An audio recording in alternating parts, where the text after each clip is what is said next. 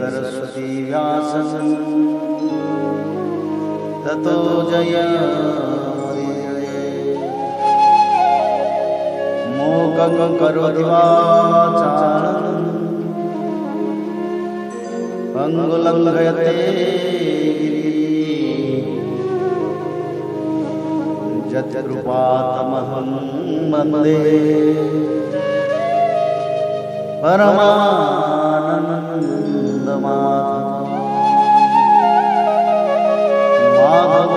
माधवो वाक्यं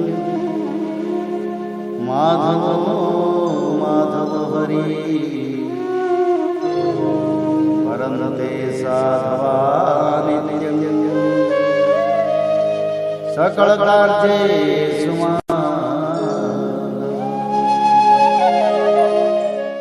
श्रीमद् भागवत महापुराण दशम स्कंध 29वां अध्याय रास लीला का आरंभ। श्री शुकदेव जी कहते हैं, परीक्षित, शरद ऋतु थी। उसके कारण बेला, चमेली आदि सुगंधित पुष्प खिलकर मह महक रहे थे। भगवान ने चीरहरण के समय गोपियों को जिन रात्रियों का संकेत किया था, वे सब की सब पूंजीभूत होकर एक ही रात्रि के रूप में उल्लसित हो रही थीं।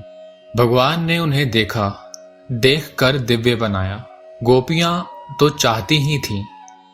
अब भगवान ने भी अपनी अचिंत्य महाशक्ति योग माया के सहारे उन्हें निमित्त बनाकर रसमयी रास क्रीड़ा करने का संकल्प किया। अपना होने पर भी उन्होंने अपने प्रेमियों की इच्छा पूर्ण करने के लिए मन स्वीकार किया।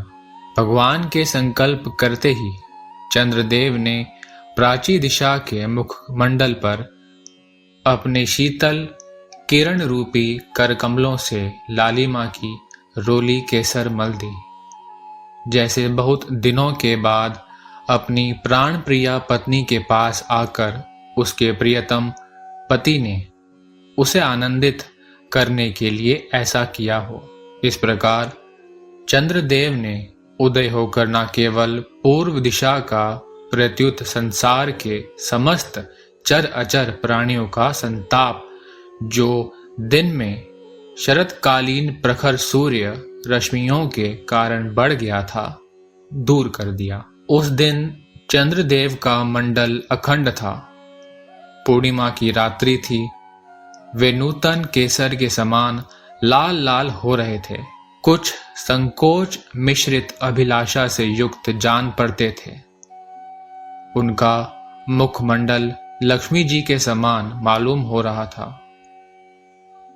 उनकी कोमल किरणों से सारा वन अनुराग के रंग में रंग गया था। वन के कोने कोने में उन्होंने अपनी चांदनी के द्वारा अमृत का समुद्र उड़ेल दिया था। भगवान श्री कृष्ण ने अपने दिव्य उज्ज्वल रस के उद्दीपन की पूरी सामग्री उन्हें और उस वन को देखकर अपनी बांसुरी पर व्रज सुंदरियों के मन को हरण करने वाली काम बीज क्ली की अस्पष्ट एवं मधुर तान छेड़ी। भगवान का वह वंशी वादन भगवान के प्रेम को, उनके मिलन की लालसा को अत्यंत उकसाने वाला, बढ़ाने वाला था। यों तो श्याम सुंदर ने पहले से ही गोपियों के मन को अपने वश में कर रखा था। अब तो उनके मन की सारी वस्तुएं भय, संकोच, धैर्य, मर्यादा आदि की वृत्तियां भी छीन ली। वंशी ध्वनि सुनते ही उनकी विचित्र गति हो गई। जिन्होंने एक साथ साधना की थी श्री कृष्ण को पति रूप में प्राप्त करने के लिए, वे गोपियां भी एक दूसरे को सूचना देकर, यहाँ तक कि एक दूसरे से अपनी चेष्टा को छिपाकर जहां वे थे वहां के लिए चल पड़ी। परीक्षित, वे इतने वेग से चली थीं कि उनके कानों के कुंडल झोंके खा रहे थे। वंशी ध्वनि सुनकर जो गोपियां दूध दूह रही थीं, वे अत्यंत उत्सुकतावश दूध दूहना छोड़कर चल पड़ी। जो चूल्हे पर दूध औटा रही थी, वे उफनता हुआ दूध छोड़कर, और जो लपसी पका रही थी, वे पकी हुई लपसी बिना उतारे ही ज्यों की त्यों छोड़कर चल दी। जो भोजन परस रही थी, वे परसाना छोड़कर, जो छोटे छोटे बच्चों को दूध पिला रही थी, वे दूध पिलाना छोड़कर, जो पत्नियों की सेवा शुश्रूषा कर रही थी, वे सेवा शुश्रूषा छोड़कर, और जो स्वयं भोजन कर रही थी, वे भोजन करना छोड़कर अपने कृष्ण प्यारे के पास चल पड़ी। कोई कोई गोपी अपने शरीर में अंगराग, चंदन और उपटन लगा रही थीं, और कुछ आंखों में अंजन लगा रही थीं। वे उन्हें छोड़कर तथा उल्टे पलटे वस्त्र धारण कर श्री कृष्ण के पास पहुंचने के लिए चल पड़ी। पिता और पत्नियों ने, भाई और जाति बंधुओं ने उन्हें रोका, उनकी मंगलमयी प्रेम यात्रा में विघ्न डाला, परंतु वे इतनी मोहित हो गई थी कि रोकने पर भी ना रुकी। रुक सकती कैसे? विश्व मोहन भगवान श्री कृष्ण जी ने उनके प्राण, मन और आत्मा सब कुछ का अपहरण जो कर लिया था।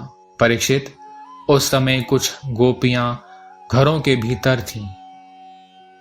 उन्हें बाहर निकलने का मार्ग ही ना मिला। तब उन्होंने अपने नेत्र मूंद लिए और बड़ी तन्मयता से श्री कृष्ण के सौंदर्य, माधुर्य और लीलाओं का ध्यान करने लगी। परीक्षित, अपने परम प्रियतम श्री कृष्ण के असह्य विरह की तीव्र वेदना से उनके हृदय में इतनी व्यथा, इतनी जलन हुई कि उनमें जो कुछ अशुभ संस्कारों का लेश मात्र अवशेष था, वह भस्म हो गया। इसके बाद तुरंत ही ध्यान लग गया। ध्यान में उनके सामने भगवान श्री कृष्ण प्रकट हुए। उन्होंने मन ही मन बड़े प्रेम से, बड़े आवेग से उनका आलिंगन किया। उस समय उन्हें इतना सुख, इतनी शांति मिली कि उनके सब के सब पुण्य के संस्कार एक साथ ही क्षीण हो गए। परीक्षित, यद्यपि उनका उस समय श्री कृष्ण के प्रति जार भाव भी था, तथापि कहीं सत्य वस्तु भी भाव की अपेक्षा रखती है। उन्होंने जिनका आलिंगन किया, चाहे किसी भी भाव से किया हो, वे स्वयं परमात्मा ही तो थे। इसलिए उन्होंने पाप और पुण्य रूप कर्म के परिणाम से बने हुए गुणमय शरीर का परित्याग कर दिया। भगवान की लीला में सम्मिलित होने के योग्य दिव्य अप्रकृत शरीर प्राप्त कर लिया। इस शरीर से भोगे जाने वाले कर्म बंधन तो ध्यान के समय ही छिन्न भिन्न हो चुके थे। राजा परीक्षित जी ने पूछा, भगवान, गोपियां तो भगवान श्री कृष्ण को केवल अपना परम प्रियतम ही मानती थीं। उनका उनमें ब्रह्म भाव नहीं था। इस प्रकार उनकी दृष्टि प्राकृत गुणों में ही आसक्त दिखती थी। ऐसे स्थिति में उनके लिए गुणों के प्रवाह रूप इस संसार की निवृत्ति कैसे संभव हुई? श्री शुकदेव जी कहते हैं, परीक्षित, मैं तुमसे पहले ही कह चुका हूं कि चेदीराज शिशुपाल भगवान के प्रति द्वेष भाव रखने पर भी अपने प्राकृत शरीर को छोड़कर अप्राकृत शरीर से उनका पार्षद हो गया। ऐसी स्थिति में जो समस्त प्रकृति और उसके गुणों से अतीत भगवान श्री कृष्ण की प्यारी हैं और उनमें अनन्य प्रेम करती हैं, वे गोपियां उन्हें प्राप्त हो जाएं, इसमें कौन सी आश्चर्य की बात है? परीक्षित, वास्तव में भगवान प्रकृति संबंधी वृद्धि, विनाश, प्रमाण, प्रमेय और गुणगुणी भाव से रहित हैं। वे अचिंत्य, अनंत, अप्राकृत, परम, कल्याण स्वरूप गुणों के एकमात्र आश्रय हैं। उन्होंने यह जो अपने को तथा अपनी लीला को प्रकट किया है, उसका प्रयोजन केवल इतना ही है कि जीव उसके सहारे अपना परम कल्याण संपादन करे। इसलिए भगवान से केवल संबंध हो जाना चाहिए। वह संबंध चाहे जैसा हो, काम का हो, क्रोध का हो या भय का हो, स्नेह, नातेदारी या सौहार्द का हो, चाहे जिस भाव से भगवान में नित्य निरंतर अपनी वृत्तियां जोड़ दी जाएं, वे भगवान से ही जुड़ती हैं। इसलिए वृत्तियां भगवानमय हो जाती हैं और उस जीव को भगवान की ही प्राप्ति होती है। परीक्षित, तुम्हारे जैसे परम भागवत भगवान का रहस्य जानने वाले भक्त को श्री कृष्ण के संबंध में ऐसा संदेह नहीं करना चाहिए। योगेश्वरों के भी ईश्वर अजन्मा भगवान के लिए भी यह कोई आश्चर्य की बात है? अरे, उनके संकल्प मात्र से, भौहें के इशारे से सारे जगत का परम कल्याण हो सकता है। जब भगवान श्री कृष्ण ने देखा कि व्रज की अनुपम विभूतियां, गोपियां मेरे बिल्कुल पास आ गई हैं, तब उन्होंने अपनी विनोद भरी वाक चातुरी से उन्हें मोहित करते हुए कहा, क्यों ना हो, भूत, भविष्य और वर्तमान काल के जितने वक्ता हैं, उनमें वे ही तो सर्वश्रेष्ठ हैं। भगवान श्री कृष्ण जी ने कहा, महाभाग्यवती गोपियों, तुम्हारा स्वागत है। बतलाओ, तुम्हें प्रसन्न करने के लिए मैं कौन सा काम करूं? व्रज में तो सब कुशल मंगल है ना? कहो, इस समय यहां आने की क्या आवश्यकता पड़ गई? सुंदरी गोपियों, रात का समय है।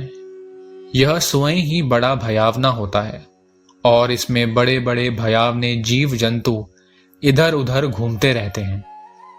अतः तुम सब तुरंत व्रज में लौट जाओ। रात के समय घोर जंगल में स्त्रियों को नहीं रुकना चाहिए। तुम्हें ना देखकर तुम्हारे माँ बाप, पति पुत्र और भाई बंधु ढूंढ रहे होंगे। उन्हें भय में ना डालो। तुम लोगों ने रंग बिरंगे पुष्पों से लदे हुए इस वन की शोभा को देखा। पूर्ण चंद्रमा की कोमल रश्मियों से यह रंगा हुआ है, मानो उन्होंने अपने हाथों चित्रकारी की हो और यमुना जी के जल का स्पर्श करके बहने वाले शीतल समीर की मंद मंद गति से हिलते हुए ये वृक्षों के पत्ते तो इस वन की शोभा को और भी बढ़ा रहे हैं। परंतु अब तो तुम लोगों ने यह सब कुछ देख लिया है। अब देर मत करो, शीघ्र से शीघ्र व्रज में लौट जाओ। तुम लोग कुलीन स्त्री हो और स्वयं भी सती हो। जाओ, अपने पतियों की और सतियों की सेवा शुश्रूषा करो। देखो, तुम्हारे घर के नन्हे नन्हे बच्चे और गौएं के बछड़े रो रंभा रहे हैं। उन्हें दूध पिलाओ, गौएं दूहो। अथवा यदि मेरे प्रेम से परवश होकर तुम लोग यहाँ आई हो तो इसमें कोई अनुचित बात नहीं हुई। यह तो तुम्हारे योग्य ही है, क्योंकि जगत के पशु पक्षी तक मुझसे प्रेम करते हैं, मुझे देखकर प्रसन्न होते हैं। कल्याणी गोपियों, स्त्रियों का परम धर्म यही है कि वे पति और उसके भाई बंधुओं की निष्कपट भाव से सेवा करें और संतान का पालन पोषण करें। जिन स्त्रियों को उत्तम लोक प्राप्त करने की अभिलाषा हो, वे पातकी को छोड़कर और किसी भी प्रकार के पति का परित्याग ना करे, भले ही वह बुरे स्वभाव वाला, भाग्यहीन, वृद्ध, मूर्ख, रोगी या निर्धन ही क्यों ना हो। कुलीन स्त्रियों के लिए जार पुरुष की सेवा सब तरह से निंदनीय ही है। इससे उनका परलोक बिगड़ता है, स्वर्ग नहीं मिलता, इस लोक में अपयश होता है। यह कुकर्म स्वयं तो अत्यंत तुच्छ क्षणिक है ही, इसमें प्रत्यक्ष वर्तमान में भी कष्ट ही कष्ट है। मोक्ष आदि की तो बात ही कौन करे। यह साक्षात परम भय नरक आदि का हेतु है। गोपियों, मेरी लीला और गुणों के श्रवण से, रूप के दर्शन से, उन सब के कीर्तन और ध्यान से मेरे प्रति जैसा अनन्य प्रेम की प्राप्ति होती है, वैसे प्रेम की प्राप्ति पास रहने से नहीं होती। इसलिए तुम लोग अभी अपने अपने घर लौट जाओ। श्री शुकदेव जी कहते हैं, परीक्षित, भगवान श्री कृष्ण का यह अप्रिय भाषण सुनकर गोपियां उदास खिन्न हो गई। उनकी आशा टूट गई। वे चिंता के अथाह एवं अपार समुद्र में डूबने उतराने लगी। उनके बिंबाफल पके हुए कुंदरू के समान लाल लाल अधर शोक के कारण चलने वाली लंबी और गर्म सांसें से सूख गए। उन्होंने अपने मुंह नीचे की ओर लटकार लिए। वे पैर के नखों से धरती कुरेदने लगी। नेत्रों से दुख के आंसू बह बह कर काजल के साथ वक्षस्थल पर पहुंचने और वहां लगी हुई केसर को धोने लगे। उनका हृदय दुख से इतना भर गया कि वे कुछ बोल ना सकी, चुपचाप खड़ी रह गई। गोपियों ने अपने प्यारे श्याम सुंदर के लिए सारी कामनाएं, सारे भोग छोड़ दिए थे। श्री कृष्ण में उनका अनन्य अनुराग, परम प्रेम था। जब उन्होंने अपने प्रियतम श्री कृष्ण की यह निष्ठुरता से भरी बातें सुनी, जो बड़ी ही अप्रिय सी मालूम हो रही थी, तब उन्हें बड़ा दुख हुआ। आंखें रोते रोते लाल हो गईं, आंसुओं के मारे रुंध गईं। उन्होंने धीरज धारण करके अपनी आंखों के आंसू पोंछे और फिर प्रणय कोप के कारण वे गदगद वाणी से कहने लगी। गोपियों ने कहा, प्यारे श्री कृष्ण, तुम घट घट व्यापी हो, हमारे हृदय की बात जानते हो। तुम्हें इस प्रकार निष्ठुरता भरे वचन नहीं कहने चाहिए थे। हम सब कुछ छोड़कर केवल तुम्हारे चरणों में ही प्रेम करती हैं। इसमें संदेह नहीं कि तुम स्वतंत्र और हठीले हो। तुम पर हमारा कोई वश नहीं है। फिर भी तुम अपनी ओर से जैसे आदि पुरुष भगवान नारायण कृपा करके अपने मुमुक्षु भक्तों से प्रेम करते हैं, वैसे ही हमें स्वीकार कर लो। हमारा परित्याग मत करो। प्यारे श्याम सुंदर, तुम सब धर्मों का रहस्य जानते हो।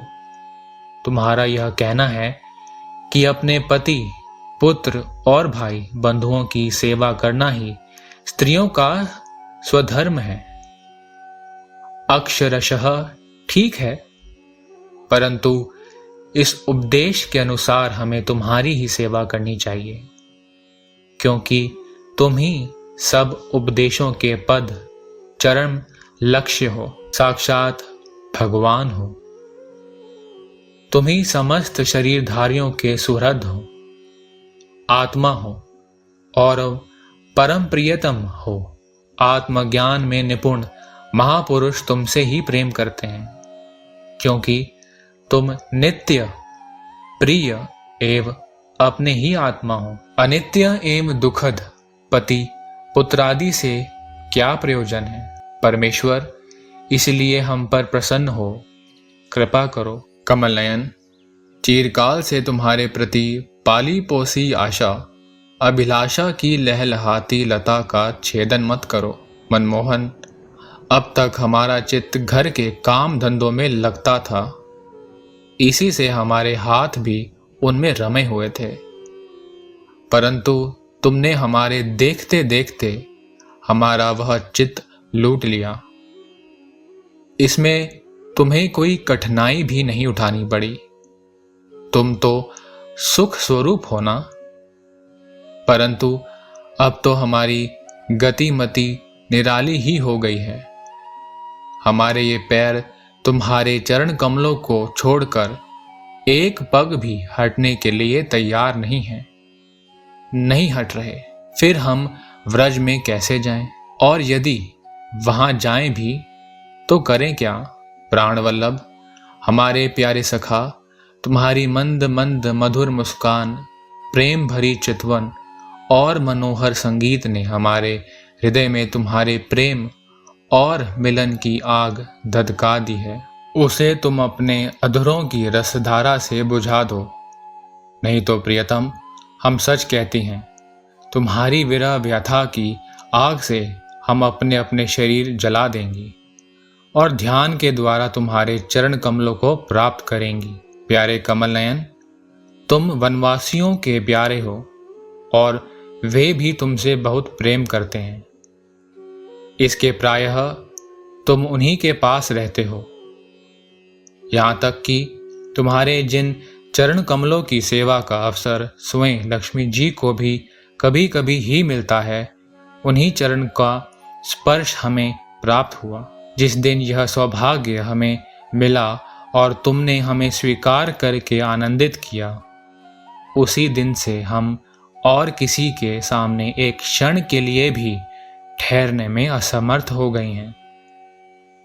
पति पुत्रादिकों की सेवा तो दूर रही, हमारे स्वामी जिन लक्ष्मी जी का कृपा कटाक्ष प्राप्त करने के लिए बड़े बड़े देवता तपस्या करते रहते हैं, वही लक्ष्मी जी तुम्हारे वक्षस्थल में बिना किसी की प्रतिद्वंद्विता के स्थान प्राप्त कर लेने पर भी अपनी सौत तुलसी के साथ तुम्हारे चरणों की रज पाने की अभिलाषा किया करती हैं। अब तक के सभी भक्तों ने उस चरण रज का सेवन किया है, उन्हीं के समान हम भी तुम्हारी उसी चरण रज की शरण में आई हैं। भगवान, अब तक जिसने भी तुम्हारे चरणों की शरण ली, उसके सारे कष्ट तुमने मिटा दिए। अब तुम हम पर कृपा करो, हमें भी अपने प्रसाद का भाजन बनाओ। हम तुम्हारी सेवा करने की आशा अभिलाषा से घर, गांव, कुटुंब सब कुछ छोड़कर तुम्हारे युगल चरणों की शरण में आई हैं। प्रियतम, वहां तो तुम्हारी आराधना के लिए अवकाश ही नहीं है। पुरुष भूषण, पुरुषोत्तम, तुम्हारी मधुर मुस्कान और चारु चितवन ने हमारे हृदय में प्रेम की, मिलन की आकांक्षा की आग धधका दी है। हमारा रोम रोम उससे जल रहा है। तुम हमें अपनी दासी के रूप में स्वीकार कर लो, हमें अपनी सेवा का अवसर दो। प्रियतम, तुम्हारा सुंदर मुख कमल जिस पर घुंघराली अलकें झलक रही हैं, तुम्हारे ये कमनीय कपोल जिन पर सुंदर सुंदर कुंडल अपना अनंत सौंदर्य बिखेर रहे हैं, तुम्हारे ये मधुर अधर जिनकी सुधा को भी लज्जाने वाली है, तुम्हारी यह नयन मनोहारी चितवन जो मंद मंद मुस्कान से उल्लसित हो रही है, तुम्हारी ये दोनों भुजाएं जो शरणागतों को अभयदान देने में अत्यंत उदार हैं, और तुम्हारा यह वक्षस्थल जो लक्ष्मी जी का सौंदर्य की एकमात्र देवी का नित्य क्रीड़ा स्थल है, देखकर हम सब तुम्हारी दासी हो गई हैं। प्यारे श्याम सुंदर, तीनों लोकों में भी और ऐसी कौन सी स्त्री है जो मधुर मधुर पद और आरोह अवरोह क्रम से विविध प्रकार की मूर्छनाओं से युक्त तुम्हारी वंशी की तान सुनकर तथा इस त्रिलोक सुंदर मोहिनी मूर्ति को जो अपने एक बूंद सौंदर्य से त्रिलोकी को सौंदर्य का दान करती हैं, एवं जिसे देखकर गौ, पक्षी, वृक्ष और हरिण भी रोमांचित पुलकित हो जाते हैं, अपने नेत्रों से निहार कर आर्य मर्यादा से विचलित न हो जाएं, कुल, कान और लोक लज्जा को त्याग कर तुम में अनुरक्त न हो जाएं। हमसे यह बात छिपी नहीं है कि जैसे भगवान नारायण देवताओं की रक्षा करते हैं, वैसे ही तुम व्रजमंडल का भय और दुख मिटाने के लिए ही प्रकट हुए हो। और यह भी स्पष्ट ही है कि दीन दुखियों पर तुम्हारा बड़ा प्रेम, बड़ी कृपा है। प्रियतम, हम भी बड़ी दुखिनी हैं।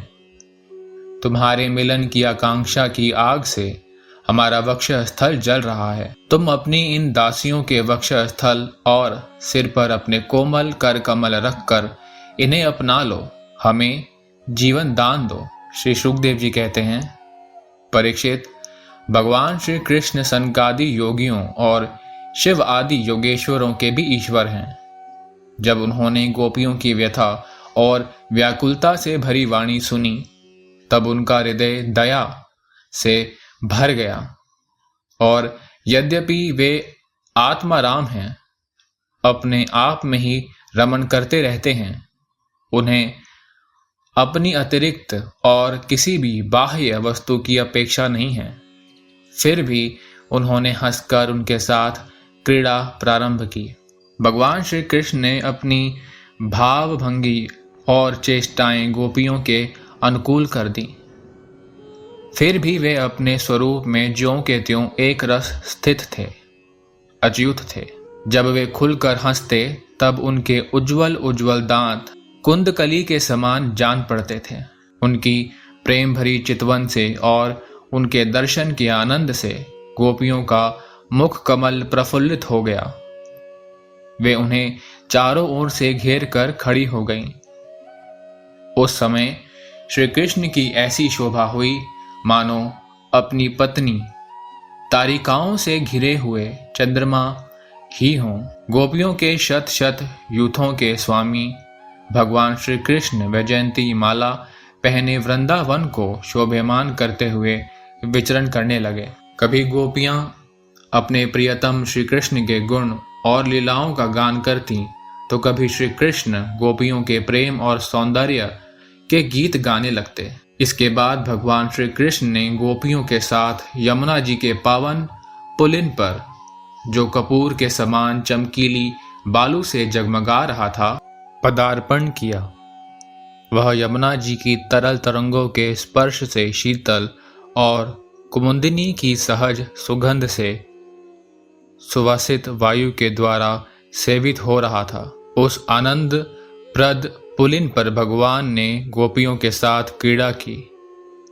हाथ फैलाना, आलिंगन करना, गोपियों के हाथ दबाना, उनकी चोटी, जांघ, नीवी और स्तन आदि का स्पर्श करना, विनोद करना, नखक्षत करना, विनोदपूर्ण चितवन से देखना और मुस्काना, इन क्रियाओं के द्वारा गोपियों के दिव्य काम रस को, परमोज्ज्वल प्रेम भाव को उत्तेजित करते हुए भगवान श्री कृष्ण उन्हें क्रीड़ा द्वारा आनंदित करने लगे। उदार शिरोमणि सर्वव्यापक भगवान श्री कृष्ण ने जब इस प्रकार गोपियों का सम्मान किया, तब गोपियों के मन में ऐसा भाव आया कि संसार की समस्त स्त्रियों में हम ही सर्वश्रेष्ठ हैं, हमारे समान और कोई नहीं है। वे कुछ मानवती हो गईं। जब भगवान ने देखा कि उन्हें तो अपने सुहाग का कुछ गर्व हो आया है और अब मान भी करने लगी हैं, तब वे उनका गर्व शांत करने के लिए तथा उनका मान दूर कर प्रसन्न करने के लिए वहीं उनके बीच में ही अंतर्धान हो गए। इति श्रीमद्भागवते महापुराणे पारमहंस्यां संहितायां दशम स्कंधे पूर्वार्धे भगवतो रास क्रीड़ा वर्णन नामेकोन 30ोऽध्यायः।